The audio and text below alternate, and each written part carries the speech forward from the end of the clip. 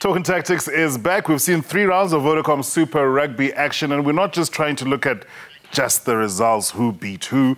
We want to take a look at what threads and trends they are in the game. And Owen, I suppose if you look at the centre situation, and it was probably sparked by Andre Pollard having to shift at the last possible minute to 12 in that Bulls game.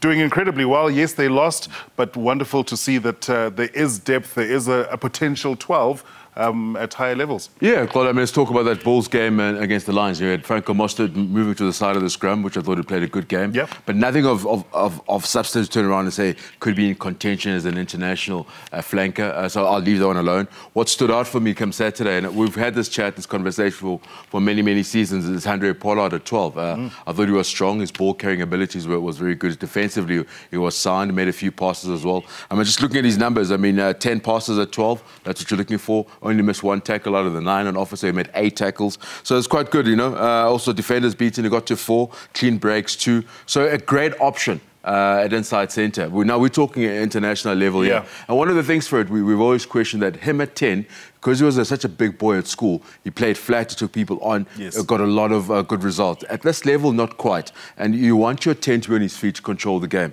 So this, I think, suits him better. But let's just have a look at some of the touches he had on Saturday. From Andre Pollard, brilliant. Also managed to score the try. Decision making was outstanding for me. Carried along, and also took over the captaincy of the Bulls. After Berger Ornedal pulled out, very solid. And another thing what was good about it, it's not only us who talk about it.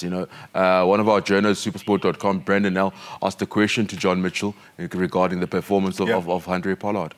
Well, let's hear what Mitch had to say about Pollard at 12. One of the positives I thought was Andre's performance at 12. I think he showed he could do a lot more in a bit more space there as well. Yeah, an outstanding game. But he was alone, the poor bugger. So yeah, we chose tonight. Once that pressure came and we were chasing the scoreboard in that one area, we just became far too individual for my liking. John, just Andre again, is he an option still 12 going forward? Who's that again? Andre Pollard. Yeah, no, he will play. Yeah, he'll play at 12 again as well. He was good there. Yeah. But it was a lot of his work was from fractured play when we were in good structure. He obviously saw the kick space for Johnny Coetzee, which was outstanding, but it was probably more of a fly half decision because from mid-ruck. SuperSport.com's Brendan Nell who asked that question, and Coetzee as well. Another name maybe too. The camera guys was not SuperSport. Let's just put it out there. Nor was the audio guy. But Brandon did a sterling work there to get the info. Appreciate just putting it out there. Still sticking to the centres in this very game, you have to look at what the Lions did. They were really superb. They've also got Howard Mnisi coming back to show up the stocks.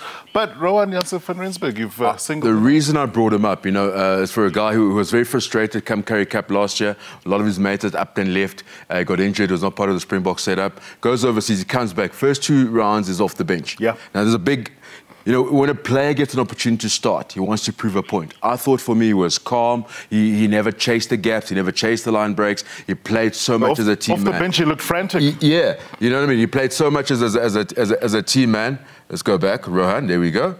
And some of his touches. His numbers also brilliant. Have a look at his numbers. 77 metres gained in terms of ball in hand. 9 carries for the Lions. 5 defenders beaten. Made 5 tackles. Unfortunately, only made the 1 pass, they say. 2 clean breaks.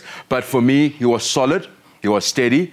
I enjoyed his composure. Yeah. The 100, not the 100, but the Rohan would have seen of the past would prove a point, saying, I'm getting a start. I need to keep the next guy off. He was a good team man, great performance. And if without injuries, definitely in the mix for the Springboks. And I was watching these clips, and every time he's got ball in both hands, he's keeping 2 or 3 defenders occupied. The man on his outside, though, also seemingly having a sterling season. We've been waiting for him to come back. Yeah, let's talk about Mapu. I thought not one of his greatest games, not too many opportunities, but he made the most of what was there. So he's such a senior player in the Lions setup. He controls quite a bit. He's very vocal. Yeah. So what we need from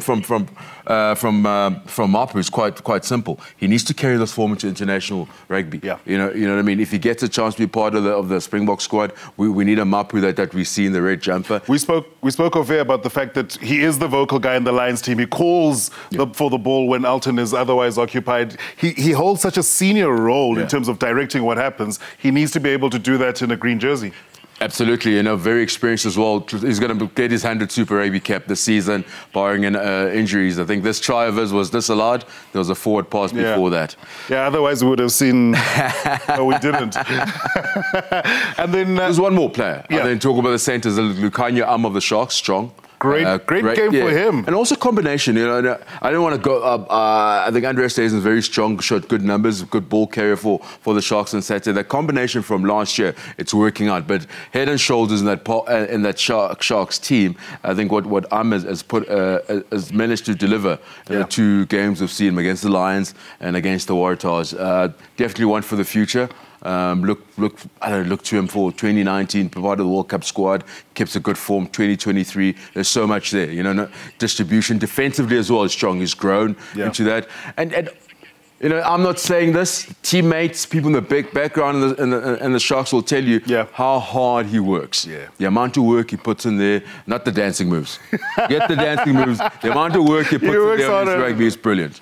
Well, I think the one thing that we also tend to forget is just come back off an injury as well. So to come straight back and show that form, special player, and you speak about the fact that he is a young player, it means that, though, Rassie is going to have a pretty big headache when he has to select the combination of 12 and 13.